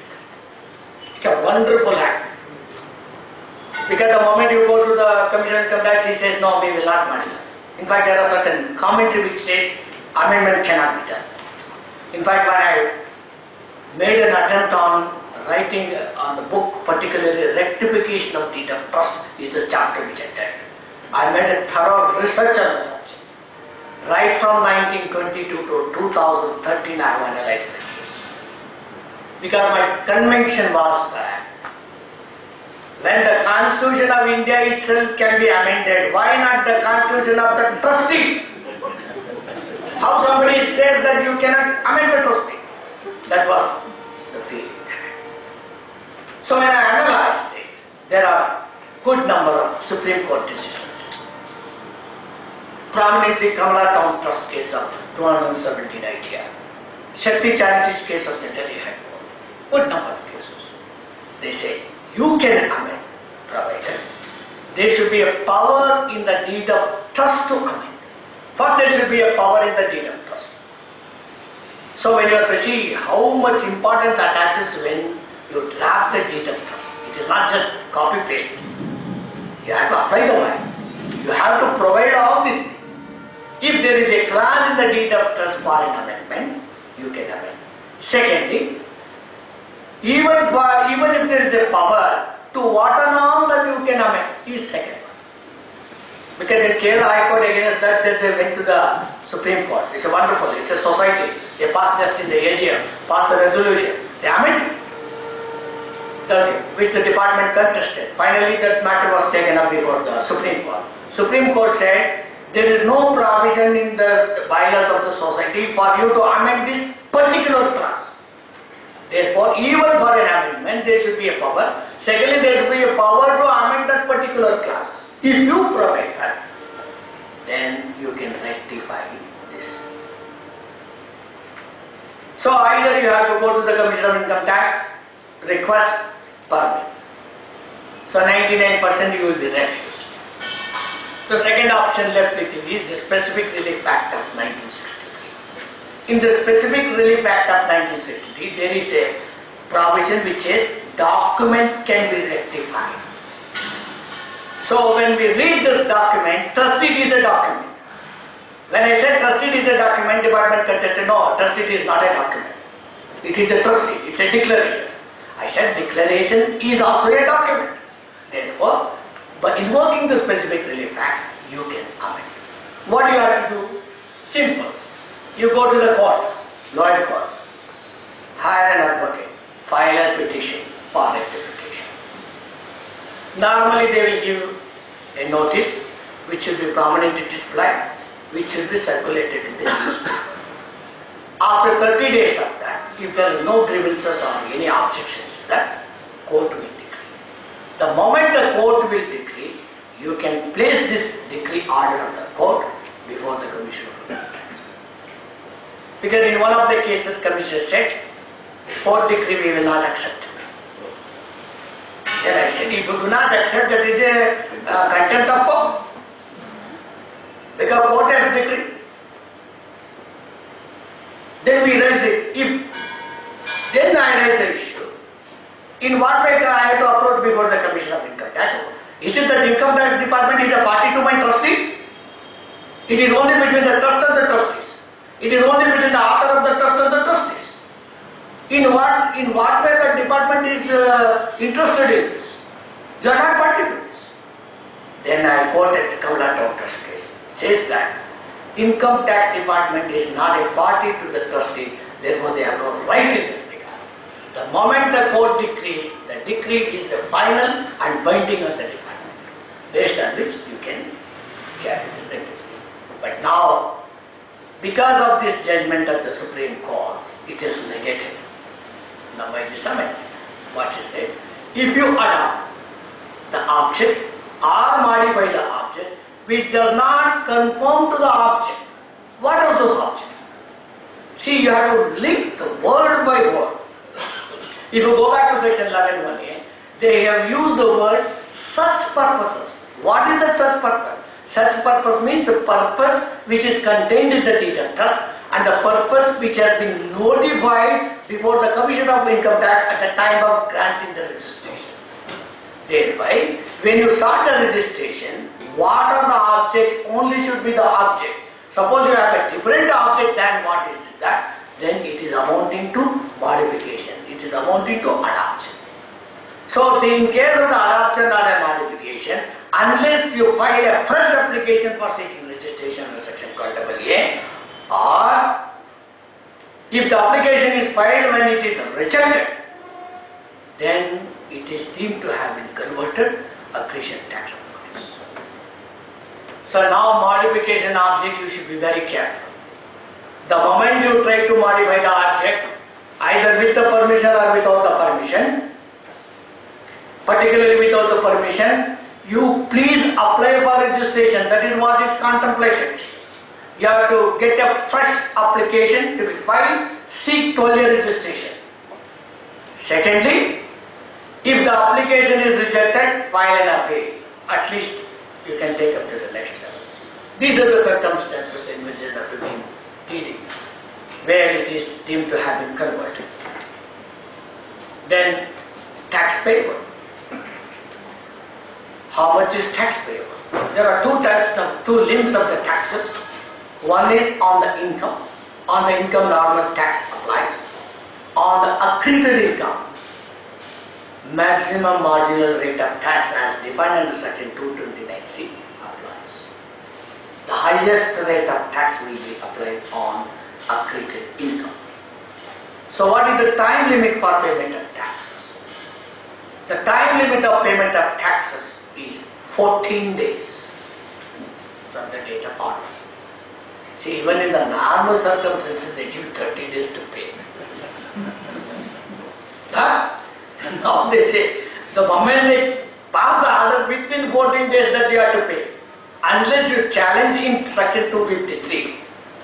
If it is challenged in the 253, That is the deal. So, very terrible provisions, particularly when they say within 14 days that you pay. And this accredited tax is treated as the final payment of taxes. Because again, this final payment of taxes, you cannot claim that as an exemption, as an application. They say it is the final. That means don't claim anything. And no deduction will be provided under any provisions of the Act. Okay. Now, what is the explanation 150D for conversion says? The date of order of cancelling the registration will be deemed then as a conversion date. Then date of adoption modification, that's the date will be construed for this purpose. Then another important changes they made. Earlier, who should pay the taxes? Whether trust should pay the taxes or trustee should pay the taxes. There is a judgment of the Delhi High Court which says that when the trustees fail to perform, when there is a breach of trust by the trustees, why the trust should pay? Trust does not have the life. Trust cannot think. Only trustees can think, trustees can act. Therefore, you recover the tax from the trustees. Keeping that in mind, they made a change. Trustee is liable, trustee is liable, person in charge is liable. In case the distribution of assets to the person who receives the assets is also liable for tax. They have broadened, so nobody can escape the taxes. Either one way or other, either one person or another person, they will be brought to tax. Finally, government has to recover the taxes. It's a wonderful provision.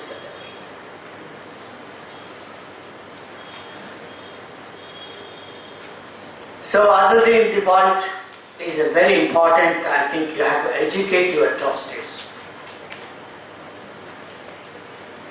More and more you educate on this regard, more and more resignation.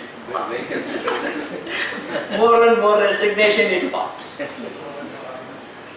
Already you have injected the fear as a public service. Already you injected the fear, you are liable for prosecution under the Corruption Act, Prevention and Corruption Act of 1988. Over here, if there is an asset, immovable property in the trust, small portion, they are selling that, and that is forming part of the accumulated income. So the person buying is also... No, suppose they sell a property, that is subject to captivity under the normal process. Only on the conversion, if they have, then accredited tax applies.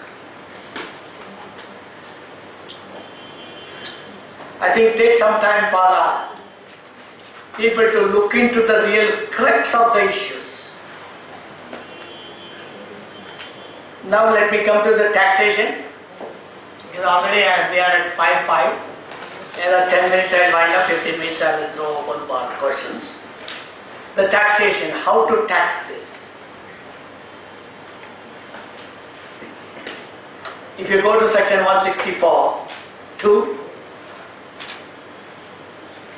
very dried language that they have used. I have simplified in a way for best understanding how the taxation arises to the charitable trust institution. There are two limbs attached for this 164 in respect of taxation. One is the taxation. I'm sorry, there are three limbs attached to that now. One is it will be taxed at the normal rate, 164. Secondly, it will be taxed at the flat rate of 30%. Thirdly, it will be taxed at maximum marginal rate. So when it will be taxed at normal rate, as I said, you did not file form number 10. For example, there are about 10 lakhs of which you have spent only 6 lakhs. You did not file form number 10 at any point of time. Then difference of 2,50,000 will be taxed. That is the normal rate. What is the normal rate? Though it is in the EOB it is stated, individual wage it applies. That is, exemption up to certain limit, based on the slab, then the slab. Then taxation arises of 30%. What is it? That is anonymous donations. Any anonymous donation received by charitable trust or institutions will be taxed at 30%, subject to 1 lakh or 5% of the donation received will be given as blanket exemption, rest will be taxed. This will be taxed at 30%.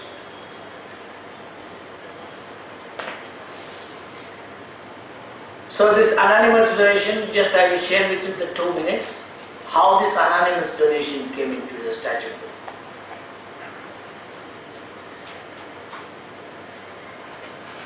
You know the Raja Chalaya Committee report, which was dealing with this on the black money aspects, have dealt with this in the matter of the black money. Then the Rank 2 Committee report came, headed by the Chief Justice of the Supreme Court, known as the Rank 2 Committee.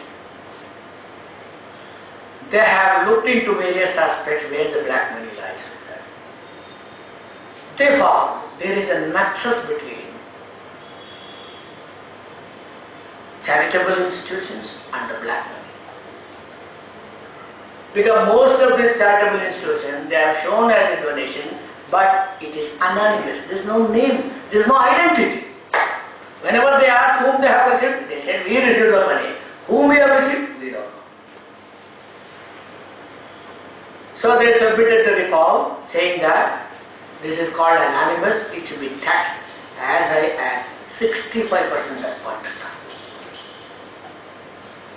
time. Then it went up before the Parliament. So Parliament said, let this be looked into by the Select Committee. The Select Committee has looked into the matter. Finally they came back saying that anyway, charitable institutions, they have to spend 75% of money. Whether it is out of black or white, what makes the difference? They have to spend money. Just leave it up. It has been put back to the back burner, left out. In 2006, when Mr. Chitrambaram was the finance minister, he resurfaced this Bench Committee and brought it in the statute of the Income Tax Act, saying that this is anonymous donation, it should be taxed. This is the matter. So then you have, next is maximum marginal rate of tax. When the maximum marginal rate of tax applies, it applies on the accrued income, it applies under section, when there is a violation of section 13(1)(c), 13(1)(d) of the Income Tax Act, that is, when you are doing, when specified person gets the benefit of the trust under section 13(1)(c), maximum marginal rate of tax applies. When there is a violation of an investment as contained in section 13(1), read with section 11(5) of the Income Tax Act, then maximum marginal rate of tax applies. This is just the brief note how the tax applies. In fact, subsequently what happened, there was a failure because section 13 deals with the forfeiture of exemption. That means exemption should be forfeited. Suppose you pay salary to the trustees. You have paid 50,000, but assessing officer says he is worth only 25,000. Just because of 25,000 rupees of difference, they can forfeit the exemption. Even when there is a judgmental value was involved in that, on the basis of that they can forfeit the exemption. First in the history that Bombay judgment came in Shama Patlal case, that Mumbai High Court said that only to the extent of violation you have to tax them, you cannot forfeit the exemption. Followed by a very landmark judgment of the Karnataka High Court in F.R. Mullar's case. In F.R. Mullar's case, 348 ITR, speaking to the Justice N. Kumar, he has given the judgment, saying that only to the extent of violation you have to tax it, but you cannot deny the exemption. Followed by the Chennai High Court in women's children education home, because they made a wrong investment. Instead of investment to be made in a prescribed mode under section 11.5, they did an investment wrongly with others. Therefore, they said, instead of forfeiting the exemption, tax them only to the next. This is the position of law. If I have any questions on that, because our learned friend is already eagerly waiting to close this, so we will wait for 10 minutes, question hour, to close this. Thank you. Sir,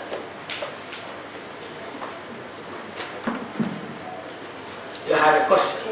in the year of denial of exemption by invoking 215 proviso, that is business profit exceeds the 20% mark. So how would the taxability be? Business profit, yeah, as you said earlier, the net profit would be considered as income. Voluntary contribution, actually the entire amount will be taken. My expenditure will be completely ignored. Because for earning voluntary contribution, I have not spent any amount. I can't claim that expense as a deduction. What about the corpus donation? Because of 224, even though it's a capital reserve, would I still tax it at 30%? Now, in respect of the corpus donation, assuming that you fail to produce the mandate of the donor, assuming for a while, you received 10 lakhs corpus donation in your books.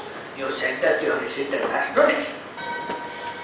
If I sit in the judgment of the assessing officer, I will insist you, give me an evidence whether there is a direction from the donor. Assume you did not produce. Then what happens? Corpus donation will shift to voluntary contribution. When it shifts to voluntary contribution, 85%, 15% applies. To the extent you have applied, you can claim exemption. But it's in the case where my charitable status is denied because my business profit has Charitable status cannot be denied or registration cannot be cancelled just because proviso applies. Correct. But the income is taxed. My 11 and 12 exemptions are denied. So in that year, would corpus be still taxed even though it's a capital reserve? Now, one thing which I fail to understand is this. You are saying the corpus donation, right? What is the problem with the corpus donation? Have you produced the evidence? You have not produced the evidence. I have to. Still it has the character of corpus donation? Yeah. Then what is the problem? Because my understanding is in the year when a section 11 is not applicable, the entire income of the trust will be taxed at 30%, No, including the corpus. Is that right? absolutely wrong. Because 224 talks about 30% applies only in case of anonymous donation, nothing else. Maximum marginal rate applies only in case of section 13(1)(c), section 13(1)(d). Now accredited tax under section 115 TD1. Except this, nothing applies. Then what happens when section 11 exemption is denied because of... See, when the section 11 exemption is denied, then what happens? You have an income. Assuming that you claim 40 lakhs as an application, but department says, no, 10 lakhs you have spent outside India, I will not allow. Then what happens? 40 becomes 30. On the 30, what is the income minus this application? The rest of them will be brought to tax if you don't file form number 10. What is the tax? It will be taxed at an individual rate. Including on the corpus donation. No. Corpus donation is entirely, people are mixing the character of that. Corpus donation, do you have mandate of the donor? Yes. Have you claimed under section 11(1)(d)? Yes. Then ends the matter. No, in the year when 215 proviso is involved. Proviso has nothing to do with the corpus donation. See, proviso will apply when you are engaged in trading, commercial, either in business or the services, then only that applies. Correct. That has nothing to do with the corpus donation. When it is applied, No, applies for what? I suppose the practical example, 30 is the corpus donation, 50 is the voluntary contribution, not 50, 45 is the voluntary contribution, and my business income is 25. Okay. So in that year, I am not eligible for section 11 exemption. because I have exceeded 20%. My business income has exceeded 20%. Why you are not eligible for exemption? Because my business gross receipts. No, you are mistaken. Suppose when there is a proviso to section 215 applies, only to that extent it will be taxed. But your character of charity continues to be. Your 12-year registration continues to be. But my section. As long as you have a 12-year registration, you are entitled for 11. You are entitled for 11(1)(d). This has nothing to do with that. Only to the extent proviso applies will be brought to tax. Nothing else. Corpus donation has nothing to do with that. Another situation, Yeah. trust has not applied for 12A, it has got a corpus donation, what happens to that? 12A registration has not been applied for, it has got a corpus donation for that year. What happens? It is to be taken as income? Of course, say, two possible, out of context I will tell you, but they are already recording this. Okay. Excuse me, sir. This is a very live issue I have dealt with. 12A is necessary because section 11 applies when you have a 12A. Correct? If you do not have 12A, section 11 will not apply. When section 11 will not apply, 11(1)(d) also will not apply.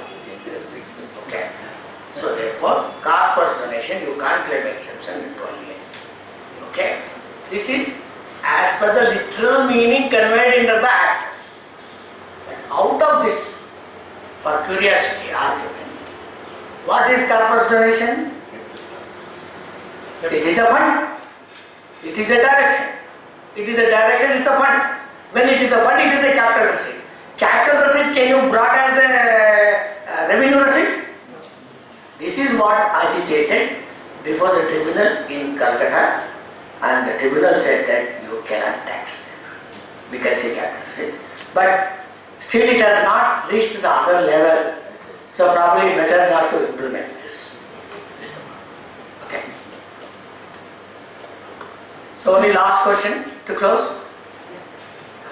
Sir, we issue donations as corpus, and the utilization of corpus can meet the expenditure rebates. For example, we issue corpus to meet the rebates.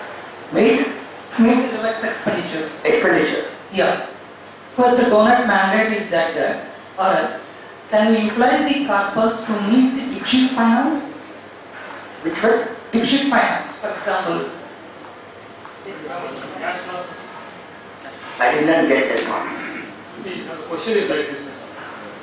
Suppose the donor has given 1 crore rupees with a mandate that it should be considered as a corpus. And the donor mandate is stopping at that time. He is not telling what is the purpose and all. Now our question is whether it can be used for any purpose of my charge, starting from capex or for day-to-day rebates or to paying off the old liabilities arising out of the cash deficit of the same but of the previous years. Means whether the corpus is equal to the equity capital of the company which will be used for any purpose. I understood the issue. There are two possible views. When the donor says, you hold this money towards the corpus, it assumes the capital. What normal thinking is that you have to hold this money either in a deposit in a bank, start earning the income by way of interest, and this interest to be used for your furtherance of the purposes. But when he gives towards the corpus, can you convert this money for your meeting other charitable purposes? If so, to my understanding, there is no restriction.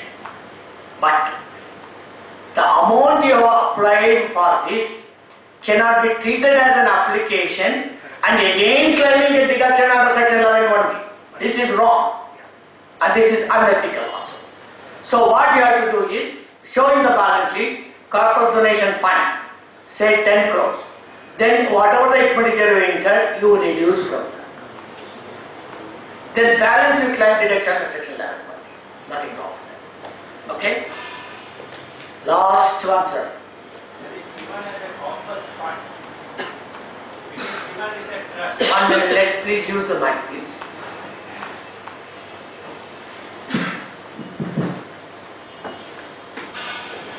When it's given as a corpus fund, it is given under a trust for particular purpose, that is to create a corpus. If it is utilized for any other purpose, the amount has to be returned back to the donor. This is what the trust. Now this is, see, trustees. There are two aspects, as I said. When the money is given for a specific purpose, then I say you have breached the trust. When they say towards corpus, that mandate is absent. This is how I read it. Suppose somebody gives it, you use it for building purposes only. When he gives a mandate for the building, you cannot use for running the day-to-day administration of the trust. Now you can use for buying a computer.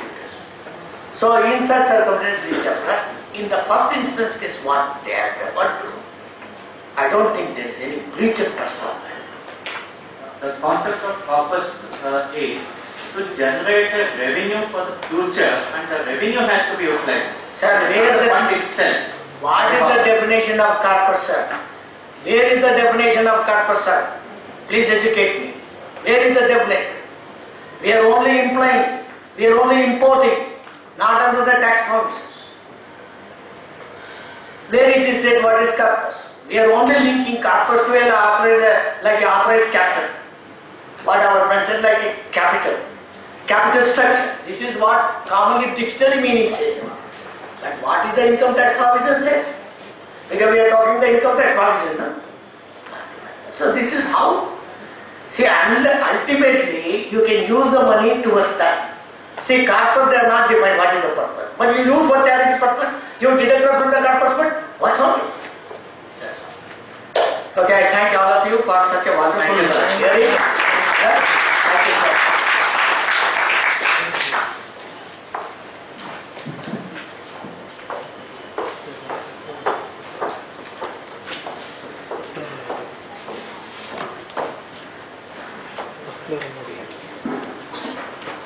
On behalf of Managing Committee of Bangalore Branch of SIIC of ICA, I take this privileged opportunity to propose formal vote of thanks for today's seminar on charitable trust taxation issues.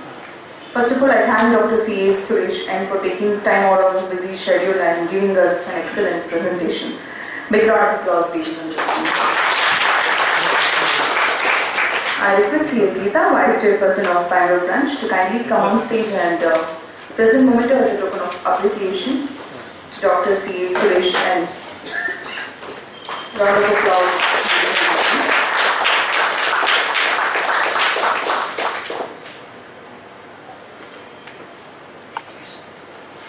Thank you, madam. I also wish to express my sincere thanks to morning session speakers, C.A. Palguni Kumari, Chairman, SIIC of ICAI, C.A. Kandaswamy from Chennai. I also convey my thanks to all of you for all the participants who have come from various places to attend this seminar. Thank you all, and we have a tax clinic indirect session at 6 o'clock in the same hall. Interested participants can kindly take part in it. Thank you.